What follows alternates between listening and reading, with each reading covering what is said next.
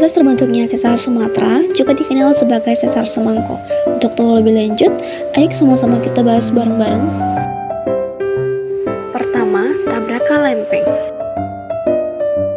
Proses terbentuknya sesar Sumatera dimulai dari tabrakan antara lempeng Hindia Australia dan bagian barat Pulau Sumatera yang pada saat itu masih menjadi bagian dari benua Eurasia.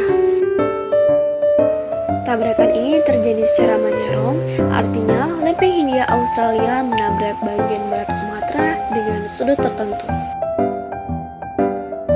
Dan komponen gaya. Dari tabrakan ini ada dua komponen gaya yang diproduksi. Pertama, gaya tegak lurus.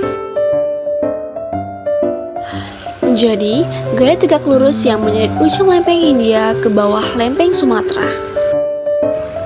Ini membuat batas kedua lempeng sampai ke dalam kilometer menjadi rapuh dan kadang-kadang melekat erat. Dan gaya horizontal. Gaya horizontal yang sejajar dengan arah palung dan menyeret bagian barat pulau ke arah barat laut. Gaya ini menciptakan retakan memanjang sejajar batas lempeng yang kemudian dikenal sebagai patahan besar Sumatera.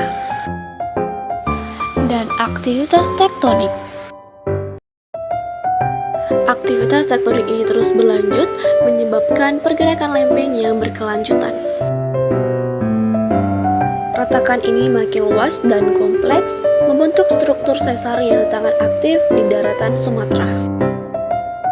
Sesar ini bukan hanya menyebabkan gempa bumi lokal, tapi juga berpotensi tsunami, seperti yang terjadi di Aceh.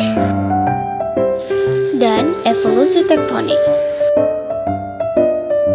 Evolusi tektonik Sumatera melibatkan beberapa tahap, termasuk kompresi akibat kolisi lempeng Eurasia dan Hindia, ekstensional pada Pliocene-Miocene awal, dan kompresi pada Plio-Pleistosen yang membentuk pegunungan Bukit Barisan dan sesar mendatar Semangko. Sesar Sumatera atau sesar Semangko memiliki dampak signifikan terhadap geologi dan kehidupan di Pulau Sumatera. Pertama, gempa bumi.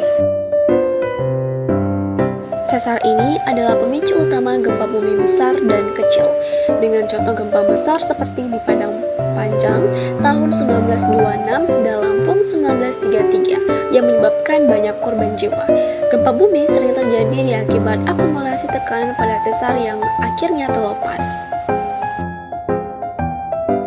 2. Perubahan geomorfologi. Aktivitas sesar menyebabkan pembentukan daratan rendah dengan tebing-tebing curam seperti Ngarai Sianok yang menjadi daya tarik wisata. 3. Resiko tsunami. Meskipun sesar Sumatera tidak langsung menyebabkan tsunami, gempa yang dihasilkan dapat memicu tsunami jika terjadi di dekat pantai. Dampak sosial dan ekonomi. Gempa bumi yang sering terjadi mengakibatkan kerusakan infrastruktur dan mempengaruhi kehidupan masyarakat, terutama di daerah padat penduduk. Selanjutnya, ekowisata. Sesar juga berkontribusi pada pengembangan ekowisata dengan keindahan alam yang membentuk akibat aktivitas